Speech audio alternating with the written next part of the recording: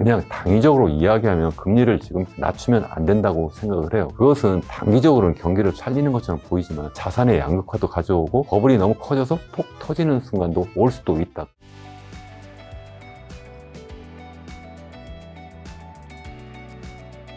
자, 지금 교수님께서 이제 국민연금이 이제 해외 투자 늘린 거에 대해서 얘기해 주셔서 한국은행 총재께서 이제 며칠 전에 젊은 층이 쿨하다며 해외 투자에 몰려서 유행처럼 번져서 걱정이다. 이런 코멘트를 했단 말이죠. 이 멘트에 대해서 좀 어떻게 생각하시며 해외 투자에 몰리는 게 특히 미국 주식으로 가는 것들이 많은데 그게 문제가 되는 걸까요? 금통위가 있었고 기준금리를 이제 현재 수준에서 유지하기로 이렇게 결정을 하면서 기자간담회를 했는데요. 그리고 고환율이 한미 금리 차가 아니라 해외 주식 때문에라는 그런 것도 있었나 보네요. 제가 이제 앞서 말씀드린 것처럼 사실은 금리 차가 굉장히 중요한 원인이다. 너무 오랫동안 금리 격차가 나다 보니까 그러다 보니까 실질적으로 이제 통화량이 많이 풀리고 또 실질적으로 미국에 비해서는 상대적으로 또 우리나라의 원화가 약세될 수밖에 없다 이렇게 말씀을 드렸는데 이분께서 금리 차는 별로 뭐 최근 몇 개 데이터 잠깐 언급하면서 별로 영향이 없다 이렇게 말씀을 하시는데 이게 굉장히 장기간에 벌어져 있는 일이에요. 그래서 이게 종합적으로 같이 정말 토론을 해보고 싶은 생각이 있는데 동시에 이분이 이제 한 기자가 이제 물어봤어요. 뭐 서학개미 뭐 이런 이야기 하니까 자기가 요즘에 개인 젊은 투자자들이 특히 미국 투자를 많이 해서 자기가 물어봤다는 거예요. 왜 투자를 하냐 그랬더니 그냥 쿨해서요 이렇게 이야기를 하길래 자기가 깜짝 놀랐다 이렇게 말씀을 하세요. 저는 그 말씀을 듣고 더더욱 깜짝 놀랐어요. 첫 번째, 아니 우리가 지금 미국 투자자 하는 서학개미라는 사람이 젊은 투자자들만 있습니까? 사실은 저도 하고 있고 청년뿐만 아니라 장년, 노년도 다 하고 있어요. 지금 저 자신도 우리나라의 여러 가지 여건을 볼 때 개인 투자자들의 입장에서 생각하면 원화 자산보다는 달러 자산을 많이 보유하는 것이 좋겠다도 말씀드렸고 또 그리고 실제 전 세계의 AI 혁명을 주도하는 기업들이 다 미국에 가 있으니까 그러니까 미국의 그런 기업들의 주인이 되는 것, 주인이 된다는 게 뭐예요? 결국 주식을 사는 거잖아요. 그렇게 주인이 되는 것이 결국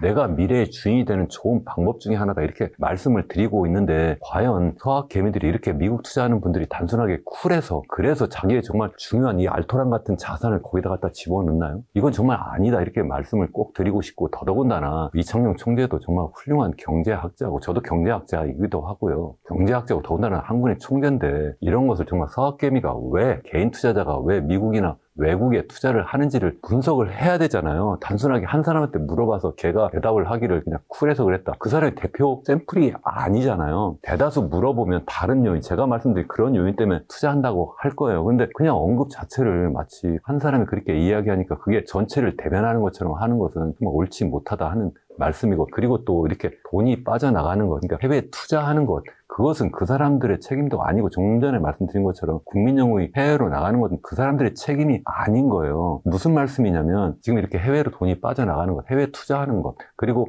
환율이 올라가는 것은 두 개가 같이 맞물려 가는 거고 하나가 원인이고 하나가 결과가 아니에요. 제가 무슨 말씀이냐면 여러 가지 제가 환율 상승 원인, 요인을 말씀드렸잖아요. 6가지를. 그 6가지 요인 때문에 그래서 해외로 국민연금도 그렇고 그리고 또 개인 투자자도 해외로 돈이 빠져나가는 거고 그래서 환율이 올라가는 거예요. 그러니까 근본 원인을 우리가 따져봐야지만 대책도 제대로 나오는 건데 그게 아니라 그 결과로서 나타난 그냥 국민연금이 해외로 나가는 거 개인 투자자가 해외로 나가는 것이 그게 마치 그 원화 가치를 녹아내리는 환율을 높이는 그런 것처럼 이야기한다는 거예요. 마치 이런 거예요. 부동산 시장에서 집값이 올라간다. 집값이 올라가면 집을 사는 사람이 있어서 많아서 집값이 올라갑니까? 아니죠. 집을 많이 사도록 그렇게 유도하는 정책이 있기 때문에 그래서 사람들이 집을 서로 사려고 하고 그러다 보니까 집값이 올라간 거 아닙니까? 제가 그렇게 꼭 여쭤보고 싶어요. 한국 경제 그럼 미래가 어둡다면 원화 자산을 버리고 달러 자산으로 그러면 갈아타는 게 정답인 걸까요? 저는 개인적으로 뭐 전체는 아니지만 일정 부분 그렇게 해야 된다고 생각합니다. 그건 사람마다 좀 달라요. 왜냐하면 주어진 자기의 자산 규모라든가 아니면 연령이라든가 직업이라든가 등등에 따라서 좀 다를 수가 있는데 뭐 이런 이야기 있잖아요. 우리가 포트폴리오를 다양화해야 된다. 계란을 그냥 한 바구니에 담지 마라 이런 이야기도 하고 제가 앞서 말씀드린 것처럼 우리나라의 경제 규모나 아니면 우리나라 기업들의 시가총액을 보면 전 세계 GDP나 아니면 시가총액에 비해서 한 2% 되지 못한다. 그러니까 2%밖에 안 되니까 그러니까 무슨 말씀이냐면 정말 정상적으로 합리적인 그러한 투자자라면 한 2%만 원화 자산이고 나머지 98%는 해외 자산이 맞는 거예요. 다만 여기에 한 가지 우리가 꼭 생각해야 되는 것이 우리가 여기서 살고 있고 또 집이 필요하고 또 우리가 상대적으로 비대칭적인 그런 유리한 국내 정보를 알고 있으니까 국내 투자를 상대적으로 더 많이 할 수는 있어요. 그래도 그것이 제 생각에는 뭐 한 50% 내외 정도가 되지 않을까. 다만 내가 갖고 있는 자산이 별로 없어요. 그러면 어떻게 해외에 못해요? 당연히 원화 자산이 더 많을 수밖에 없고, 점점 더 자기 자산 규모가 더 늘어나면 늘어날수록 자꾸 더 국민연금이 그렇게 하는 것처럼 포트폴리오도 다양화하는 차원에서 자꾸 해외 투자를 많이 할 수밖에 없지 않을까, 이제 그렇게 생각을 하고 있습니다. 계란 한 바구니에 담지 말라는 경우도 얘기해 주셨는데, 한국 부동산에 몰빵된 자산을 해외 주식이나 어떻게 다른 자산 배분해야 좀 안전한 걸까요? 그러니까 우리나라는 전체 가계 자산 중에 한 75% 정도가 다 부동산 자산이잖아요. 네. 그러니까 실질적으로 이렇게 보면 될 것 같아요. 우리나라 가계의 자산 중에 제가 볼 때는 원화 자산이 한 90%도 더 될 거고요. 그 뭐 조사한 건 없으니까 제가 잘 모르겠는데 한 95% 될 거라고 생각하고, 또 뿐만 아니라 전체 자산 중에 한 75%는 그나마 그것도 부동산에 몰려있는 거 한 75%고, 최근에 이제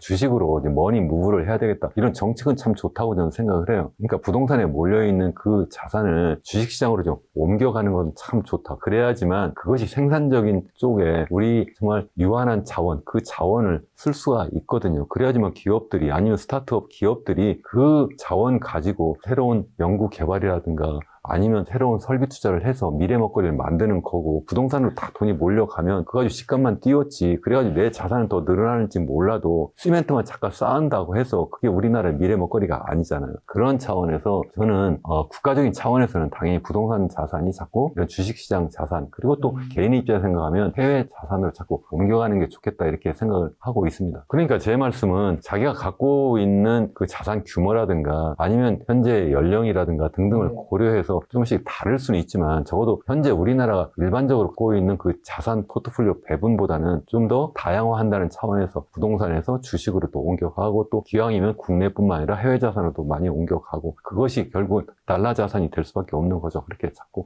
포트폴리오를 다양화하는 것이 좋지 않을까, 저는 그렇게 생각합니다. 달러 자산이라면 미국 주식이 되는 거겠죠? 미국 주식도 있고 미국 채권도 있겠죠. 네. 그리고 실제 뭐 요즘 이야기는 대체 투자 자산으로 뭐 비트코인 같은 것도 사실은 달러 가치와 연동돼서 움직이는 거예요. 사람들이 비트코인 가격을 우리 원화로 많이 이렇게 비교하시는데, 저는 그냥 달러로밖에 잘 안 보거든요. 저도 비트코인도 갖고 있기도 한데, 달러 자산으로서 결국은 달러 가치가 올라가면 계속 같이 또 올라가는 것도 있기 때문에, 어쨌든 다양하게 포트폴리오를 구성하는 것이 좋지 않을까 생각합니다.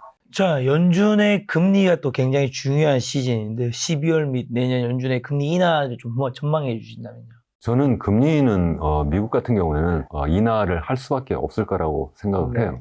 일단 뭐 12월에 지금 다음 주가 되는데 FOMC 회의가 있는데, 금리를 뭐 낮출 거냐 아니면 동결할 거냐, 뭐 한때는 뭐 90% 이상 뭐 낮출 거다 하다가, 또 지지난 주까지만 해도 뭐 이게 뭐 50% 밑으로 떨어져서 뭐 못 낮출 거다 뭐 이렇게 하다가, 최근에 다시 또 이게 한 70% 이상 이렇게 또 시장에서는 그렇게 보고 있더라고요. 낮출 거다 이렇게 보는데, 저는 뭐 계속해서 금리를 낮출 수밖에 없을 거다 이렇게 생각을 했어요. 다만 낮출 거다 하는 것이 낮춰야 되느냐는 또 별개의 문제예요. 저는 낮추면 안 된다고 생각하는 사람인데, 제가 결정권이 없으니까 그냥 단순하게 전망만 하면, 예측만 하면 낮출 것 같다 하는 이야기예요. 그 이야기는 트럼프 대통령이 너무 강하게 몰아붙이고 있잖아요. 그래서 자기의 핵심 책사라고 할 수 있는 스테판 밀런도 거기 FOMC 위원으로 얼마 전에 집어넣고, 또 내년 이제 5월이면 결국은 우리 제롬 파월 의장이 이제 교체될 텐데, 뭐 이야기 나오는 것 보면 결국은 완전히 왕비둘기가 들어갈 거다 이렇게 지금 보고 있잖아요. 아직 뭐 최종적으로 결정이 되진 않았습니다만, 결국은 왕비둘기가 총재가 되고, 또 앞으로 또 계속 연준 위원은 계속 바뀔 거고, 그러니까 결국 금리는 낮추는 방향으로 갈 수밖에 없을 거다. 그러니까 12월에 낮출 가능성도 굉장히 크고, 내년에도 계속 낮출 거다 이렇게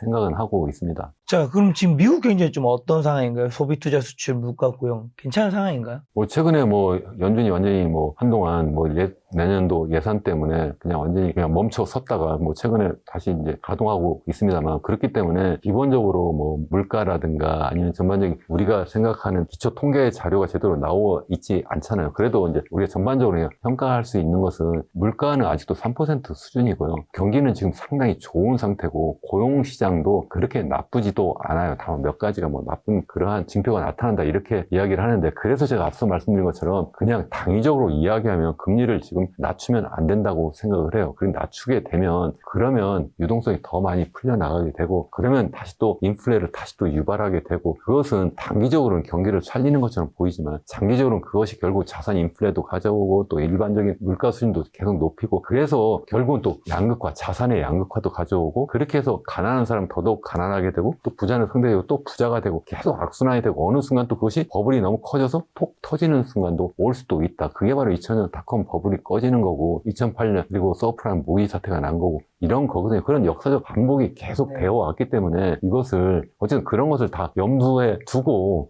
미국 경제, 미국 시장을 좀 보는 것이 좋지 않을까 이렇게 생각합니다. 올해 미국 주식 중 AI 관련주가 정말 뜨거웠는데 그럼 내년에도 이런 흐름은 지속될까요, 교수님? 전 단기적인 예측은 사실 잘 못해요. 그러니까 다만 제가 계속해서 여기 와서도 여러 번 특집으로도 이야기도 하고 했는데 우리 인류가 현재 당면하고 있는 네 가지 거대한 뉴 노멀이 있잖아요. 제일 첫 번째 제가 들고 있는 것이 계속 디지털 혁명을 하고 있다. 그래서 우리 사회가 인류 사회가 30만 년 역사상 정말 네 번째 거대한 변화를 하고 있다. 세 번째 거대한 변화를 하고 있다. 첫 번째는 10,000년 전에 원시 수렵사에서 농업사회로 넘어가는 그런 변화가 있었고 그리고 250여 년 전에 18세기 중엽에 농업사에서 산업혁명으로 넘어가는 그런 산업혁명이 있었고 이제 다시 세 번째로 산업사회가 디지털 사회로 넘어가는 디지털 혁명을 하고 있다. 그것이 이제 1970년대부터 계속 진행되어 왔어요. 처음에는 그래서 컴퓨터 만들어내고 있었고 그리고 또 인터넷을 만들었고 다시 또 2000년대, 2007년, 8년 때 이제 스마트폰도 등장했고 이제 2022년 말부터 시작해서 뭐가 등장했냐 AI가 등장을 하면서 AI가 이제 새롭게 이런 디지털 혁명을 더 가속적으로 이제 드라이브를 걸고 있는 이러한 상태고요. 이것이 그래서 제가 드리고자 하는 말씀은 그냥 단기간에 그냥 AI가 나타났다가 사라지는 것도 아니고 이것이 앞으로도 계속 될 거고 이것이 우리 인류의 삶을 완전히 바꿀 거라는 거예요. 그러니까 굉장히 중요하다. 그래서 앞으로도 계속 우리 이쪽에 투자하는 것이 좋다. 그래서 제가 앞서도 말씀드린 것처럼 우리 투자자들이 특히 젊은 이들이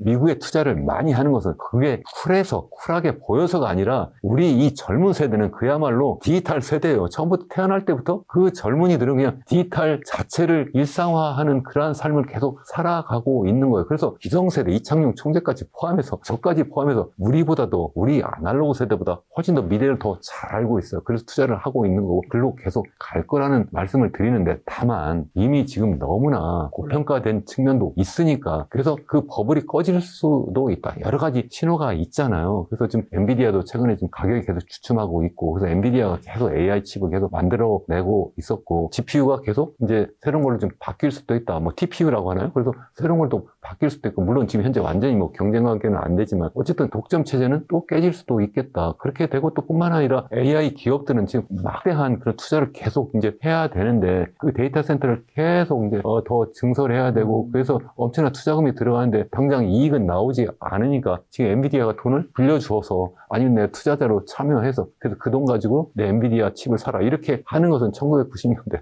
시스코가 하던 그러한 것과 굉장히 비슷한 거잖아요. 그러다 닷컴 버블이 꺼진 것처럼 그런 상황이 될 수도 있기 때문에 그런 여러 가지 신호가 있기 때문에 제가 항상 드리는 말씀은 파티가 지금 당장 끝난 것은 아니니까 파티를 즐기되 항상 달아나는 출입구 쪽에서 좀 이렇게 빼놓을 수 있도록 이렇게 좀 준비하는 것이 좋지 않을까. 출입구 놀아도 출입구에서 노는 것이 좋지 않을까. 저는 항상 그렇게 생각을 하고 있습니다.